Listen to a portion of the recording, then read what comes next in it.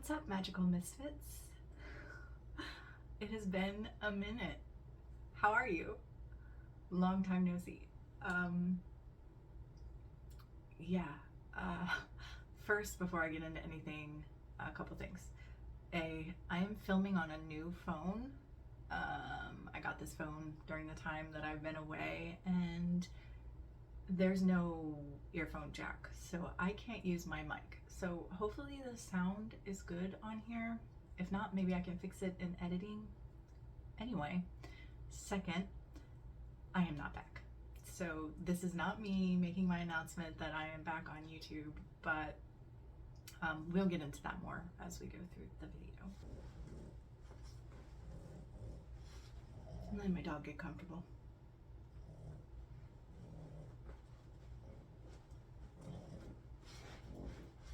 This could take a while. Judah, honey, are we good?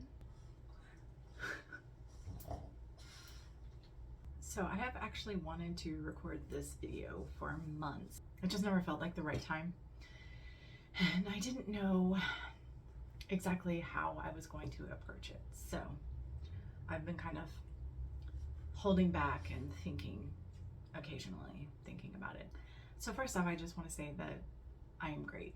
Like, I am so good. I hope that all of you are good too. And I kind of want to go through the process of where I am and why I'm not making YouTube videos. I needed a break. I needed some time for me, for sure. But that's not really what it is at this point. And it was at least in part the current of why I stopped in the first place too. Not just that I needed a break, but there was this feeling of not wanting to betray, which sounds really hyperbolic, but not wanting to betray my subscribers and viewers. Okay, let's get into it. So, gosh, I have always tried to be really, really authentic on my channel with who I am, with my path and my practice. So if you've been along for the journey, or if you wanted to go back and look, you could, and you would see that admittedly my path, when I first went through what I call my initiation, call it an attunement, call it an awakening, call it whatever you want to call it, but when I first had that experience, when I came out of it, I pretty quickly realized through research that what was happening to me was very akin to a shamanic path, shamanism. And so that's what I grabbed onto and gravitated towards. So even though I also very quickly started practicing witchcraft, the focus of my practice before 2011, from about, I'd say 2007 to 2011, what happened to me started in 2006, but really the active practice for sure started in 2007. And from 2007 to 2011, for sure, the focus was meditation and sacred geometry and crystals and healing modalities like energy work, or whatever. Healing was it. That was the focus of the path. Not the path, the practice, my practice. And all the things that I could learn and study and be a part of. Chakras, I studied Shambhala, which is like a healing modality, Reiki, whatever. Again, working with the chakra system, anything that could benefit healing. Psycho-spiritual, like shadow work, that kind of stuff. I learned about it, I practiced it, shamanic journey, meditation, whatever, what have you. And that was the main focus of my path. And several things happened from 2011 onward that shifted that. And I thought of it like a snowballing effect, but really that's too drastic. Like it was more like when that expression about a stone gathering moss rolling downhill or whatever, you know. It was a very slow sort of progression from, I'd say, 2011 to 2017, 2018. My mother died, and that had a huge impact on me. I started having health issues.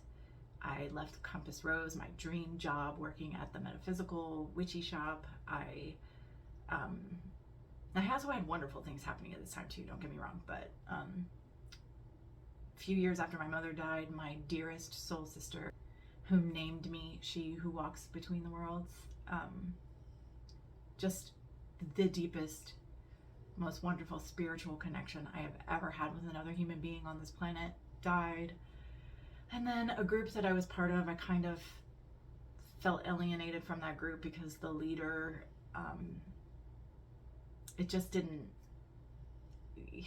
I felt rejected, I felt judged, I felt, and I'm sure it was more complicated than that, but that's how I felt. And so it felt like a rejection. And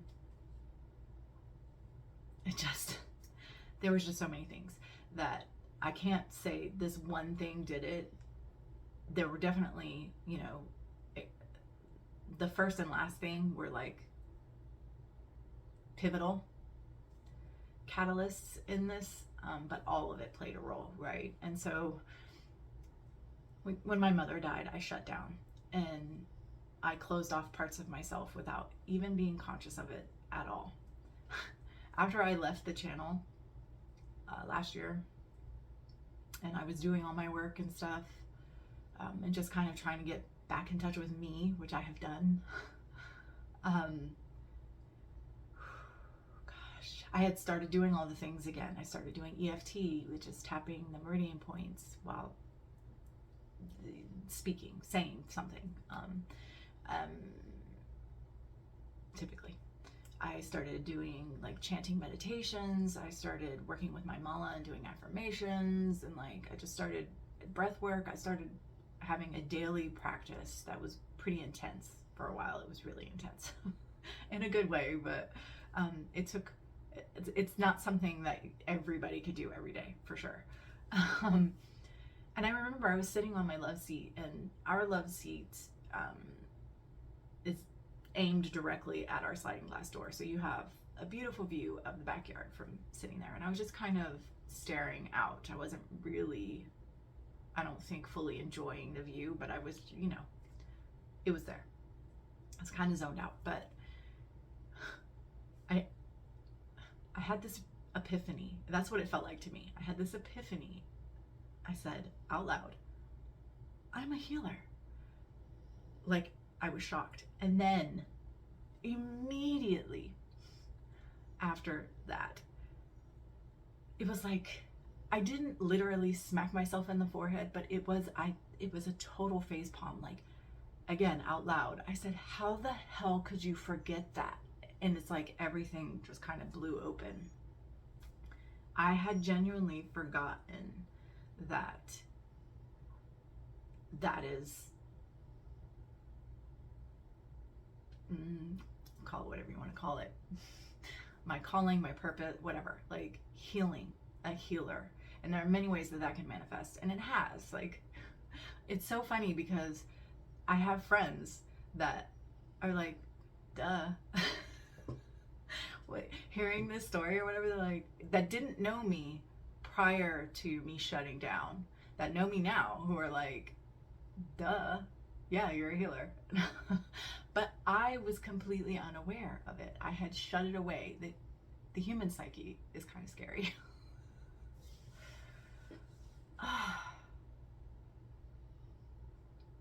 And so something inside me shifted, and I settled into myself more and felt more comfortable. It's like I am literally reclaiming parts of myself from this lifetime and others that I have forgotten, and running with it and developing it. And there's so much going on right now. I have reconnected with a beautiful friend that knew me back then, and she's helping me navigate this reclaiming and this reawakening, as it were. to all the parts of me. I kind of say all this because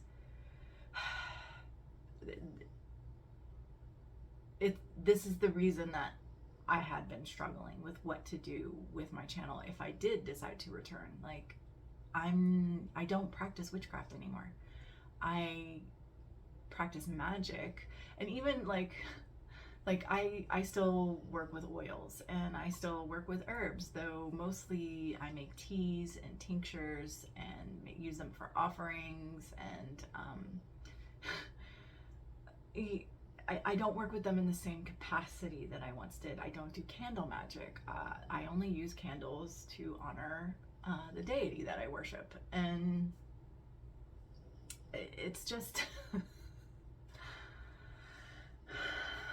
it's just a very different thing. Even like thinking about it, I start to say I don't do spells, but that's not true, because at its core, a spell is spoken word, really. And so I definitely do that. Like I practice magic, but I just do it in a very different way than I ever did before. My witchcraft practice from 2007 to 2020 looked a certain way. It did evolve and change, but there was still this definite thread running through it, right? And like that, it's completely unrecognizable as that at all at this point. And so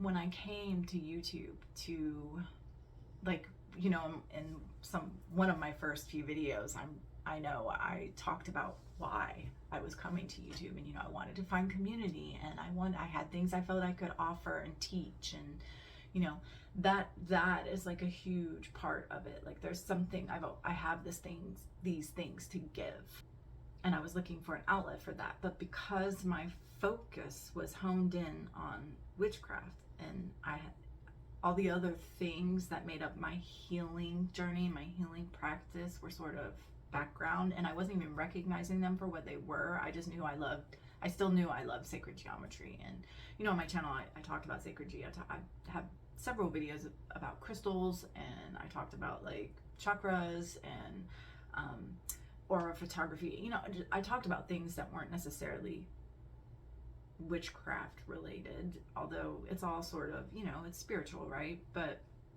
at least for the practitioner who the witch whose path and practice is spiritual, because that doesn't have to be, but those things were in the background, and I wasn't even, as I said, recognizing them for what they were completely. And they were sort of playing a supporting role, whereas before it was the other way around. Witchcraft was sort of the supporting role, and the healing was the focus. Like, I've flip-flopped again, although witchcraft has disappeared. Magic hasn't disappeared. Magic is still there, but the specific practice that I had for witchcraft is gone. And so while you could look through my content and see these other things woven in, the focus was definitely witchcraft, right? And now that's totally gone. So what do you do with this? You've built this thing, not just by I didn't just build this by myself. I built it with the people watching, the people who subscribe, and the people who supported me. And so what do I do with that? Because if I start to create content again, I have to be authentic, and I have to give like what it is I have to give, and that is no longer witchcraft. That is just the healing stuff. And I'm sure there will be plenty of people who view my videos, or who are actually subscribed, because you get like twice as many viewers as you do subscribers for whatever reason. It's just that I do the same thing. I view channels that I'm not subscribed to, so I can't, you know, it's just the nature of the beast, right? But that's why I make the distinction. But I'm sure there are plenty of you who would be happy to make that leap, because even though it's no longer a focus of witchcraft, you know, magic is still in the background. But more importantly, if you are also spiritually inclined and minded, of course you want to do healing work and, you know, all the things, right? But I'm sure there will still be those who would feel like who feel some kind of way about it, who would have negative feelings about it. And I don't want to create that for other people. I don't want to be a catalyst for that. Like, I don't want to make people feel bad, angry, upset, hurt, you know, whatever. Like, not that I've never done, I have. I'm only human, so I probably will continue to do so, but it's not my goal. So I kind of, you know, have wavered with the whole thing. And truth be told, I'm not ready. What it is that I am doing and working on and working towards is not ready for me to just sit up here and give it at this point anyway.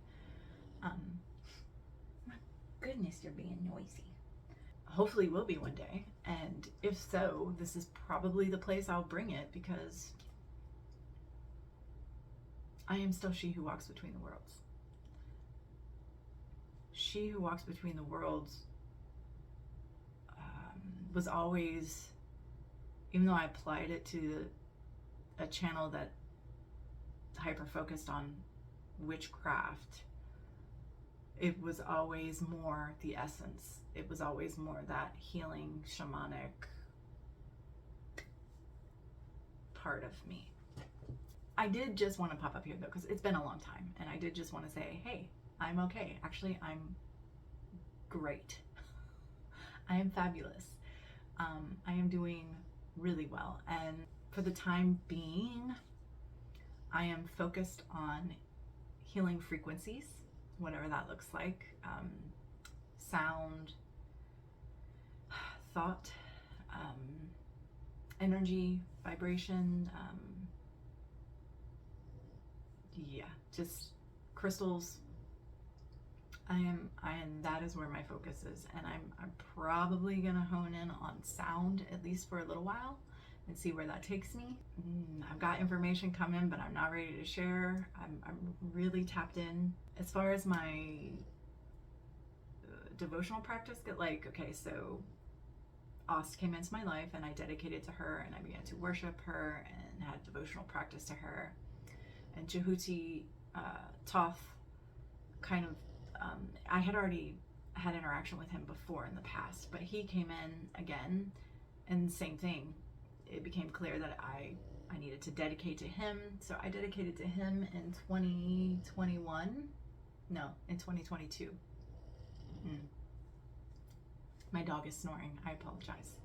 She has a smish face. So in 2022, I think. And then Sekhmet had come in. She came in 2020. Like, I mean, they all came in very quickly. But I call this the year of the dark goddess. This year has been all about psycho-spiritual work, very intensely with Sekhmet. Some initiatory stuff. It's all wonderful. I mean, sometimes it's hard. It's not exactly fun every day, but it is so worth it. It's been fabulous. This won't make sense probably, but this is a huge knot of shadow and trauma that eventually will get burned. It's a natural fiber, which lives on Sekhmet's shrine because of the work that we do together, that we're doing right now. It's amazing, and I will be dedicating to her as well. I know different people probably have different ideas about dedicating, you know, if you should or should not dedicate to more than one deity. I don't even care. Like, this is my path, this is my practice, and this is what it looks like. This is what I feel called to do. This is what I'm doing. I'm not quite ready to dedicate to her yet, but yeah. Maat is in full force this year with me as well. I do not have, like, I have a rock I painted with a symbol, that feather that symbolizes her, an ostrich feather, but I don't have any, like, shrine or any dedicated space to her as of yet. Sobek has also come in. He's waiting in the shadows. They always come in and they're like, I'm here, but, you know, it's not time yet because you're still doing whatever with whomever. Hathor has come in a way, just to be heart-centered and unconditional love, like the Egyptian deity abound and the work that we're doing, and it's all hugely fascinating to me. I'm reading a book about the power of the mind, that it just takes me back to the Hermetica and the Kabbalion, and the idea that the universe is mental and that everything is thought, and like I am just having so much fun. I can't, like, I'm not ready to share all the things, but I take lots of notes and I'm doing lots of cool things, and I hope my hope is to share that with as many people as humanly possible when the time comes. So maybe that'll be here, maybe it'll be here and in other ways, maybe it'll be just in other ways. I really don't know. I'm not going to make any promises. I don't know if I'm going to pick this channel back up, but I have loved creating this with all of you, so I can't see myself, as I sit here right now, I can't see myself just totally turning my back on it and running away to do other things, even if it never is as intense as it was before. I don't know. I don't know. I don't know what it looks like, but I'm just along for the ride, and I'm gonna have as much fun as I can. So, as I said, I just wanted to check in and let everybody know, hey, I'm alive, I'm fabulous. I hope that all of you are fabulous, and that I haven't forgotten. I will never forget what we did here, and I think it would be wonderful if we could do more, but we'll see what happens.